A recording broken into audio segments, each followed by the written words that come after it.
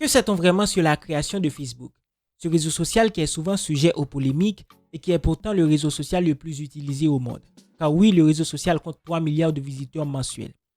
Mais derrière toute cette réussite se cache un homme, souvent silencieux comme il a été au Congrès américain. Il se considère comme philanthrope, grand informaticien, mais ce qu'il ne dit jamais, c'est qu'il est aussi hacker. Oui, vous avez bien entendu. Mark Elliott Zuckerberg est né dans la ville de White Plains, dans l'état de New York, le 14 mai 1984. Il a 3 sœurs, dont une aînée Randy et 2 cadettes Ariel et Donna. Dès le collège, à l'âge de 12 ans, il s'initie à la programmation informatique, une passion qui lui vient de son père. Un père dentiste et une mère psychiatre, le jeune Zuckerberg a développé ses talents précocement. Surnommé Zuck, il se frotte très vite aux ordinateurs. Initié à l'informatique par son père, il relie les ordinateurs de la maison familiale avec celui du cabinet paternel pour leur permettre de communiquer via une messagerie instantanée. Plus tard, il invente Snaps Media Player, un lecteur de musique capable de s'adapter au goût de l'utilisateur grâce à l'intelligence artificielle. C'est donc déjà avec un sérieux bagage informatique qu'il intègre Harvard en 2002. Il commence par apprendre le BASIC et développe son premier programme, ZocNet, une messagerie permettant de communiquer sur un réseau social local entre les ordinateurs de la famille et le cabinet de dentiste de son père, situé au rez-de-chaussée de la maison. En 2003, Mark Zuckerberg développe FaceMash, un site dont l'unique but est de comparer les atouts physiques de 2 étudiantes et de voter pour la plus attirante. Avec ses amis Eduardo Severin, Dustin Moskovich et Chris Hughes, Mark Zuckerberg lance la première version de Facebook, alors baptisé DaFacebook. Le 4 février 2004, initialement, le site s'apparente à un trombinoscope du campus de Harvard, enrichi d'une messagerie. En 2 semaines, la moitié des étudiants ont créé leur profil. Pendant 4 mois, le site est opéré directement depuis une chambre étudiante du campus. Mark Zuckerberg abandonne ses études et décide de migrer la société dans la région de Palo Alto, en Californie. Fin 2004, Facebook comptait 1 million de membres. Face au succès rencontré, le réseau social s'ouvre ensuite à d'autres campus, puis aux établissements scolaires secondaires avant d'être en accès libre. Grâce à une première levée de fonds de $600 000 par le Business Angel, fin 2005, le service accueillait 6 millions de profils et détrônait MySpace, le mastodonte de l'époque. Les points forts de Facebook évoluent sans cesse. Mark Zuckerberg abandonne alors l'université pour se consacrer au développement du site, rebaptisé Facebook, et s'installe à Palo Alto en Californie. Progressivement, il augmente les fonctionnalités du réseau, modulant par exemple la présentation du fil d'actualité, intégrant le like en 2005. Ouvrant ensuite la possibilité à des tiers de développer des applications intégrées sur le réseau ou celle de discuter en direct entre utilisateurs. Rapidement, le réseau tisse sa toile, faisant de plus en plus d'adeptes dans le monde. Il passe la barre des 500 millions de membres en 2010 et le milliard en 2012. Aujourd'hui, Facebook compte près de 3 milliards d'utilisateurs actifs chaque mois. Son point fort évolue sans cesse pour répondre aux besoins des utilisateurs.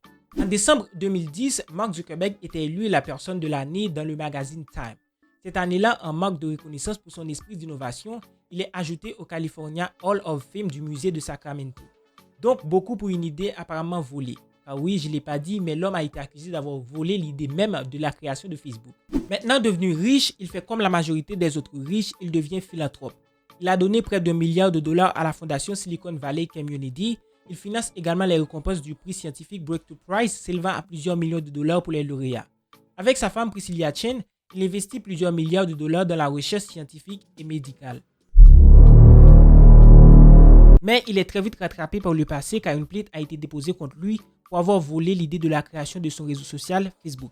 Il est notamment accusé d'avoir volé l'idée même de Facebook auprès d'un étudiant de Harvard sur le point de lancer le réseau social Harvard Connection. Mais au-delà de sa personnalité, c'est le fonctionnement et l'influence de Facebook qui font polémique. Harcèlement en ligne, propagation de fake news, défaut de modération, la plateforme fait l'objet de nombreuses critiques. Sa politique de confidentialité et l'utilisation des données personnelles des utilisateurs sont régulièrement questionnées.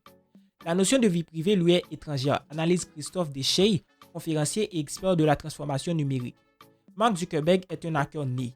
Pour lui, dès lors que les données sont disponibles, il peut s'en servir. Le scandale le plus retentissant représente le piratage de plus de 50 millions de comptes révélé en octobre 2018, suite à la découverte d'une faille de sécurité. Un bug qui tombe mal après l'affaire Cambridge Analytica qui avait plongé Facebook dans la tourmente après la fuite de données de 87 millions de comptes utilisés par son cabinet de conseil dans un but de profilage politique. Mark Zuckerberg avait été convoqué par les sénateurs américains puis par le Parlement européen. Mark Zuckerberg avait alors multiplié les excuses et assuré que le réseau travaillait dur pour éviter qu'un tel détournement ne se reproduise. Raté et plutôt hypocrite vu que son business model repose justement sur l'exploitation des données des utilisateurs. des rumeurs évoquant la démission du milliardaire circulent. Mais avec 60% des droits de vote, le petit génie a assuré ses arrières. Il ne peut être viré. Dans l'Union européenne, Meta enchaîne les sanctions à répétition. Sur la seule année 2023, l'entreprise a été condamnée 3 fois, dont une amende record de 1,2 milliard d'euros en mai 2023 pour avoir transféré des données des utilisateurs européens vers les États-Unis.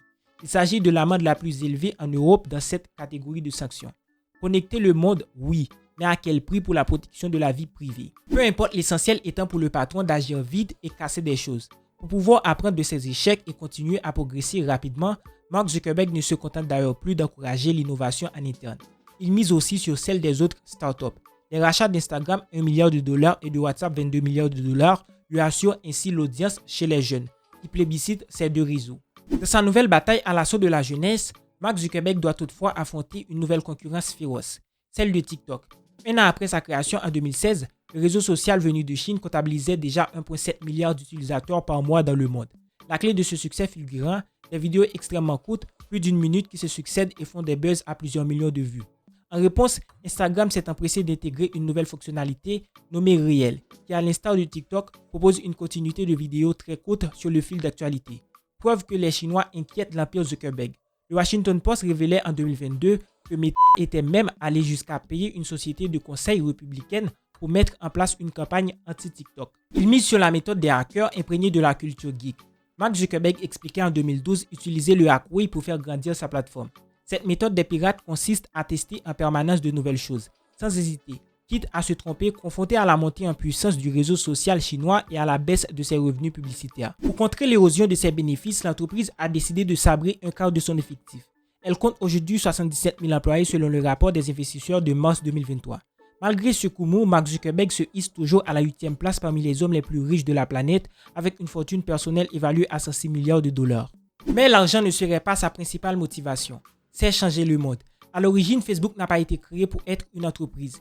Facebook a été construit pour accomplir une mission sociale, pour rendre le monde plus ouvert et plus connecté. Il est convaincu que la transparence est un progrès et que sa plateforme peut améliorer le monde.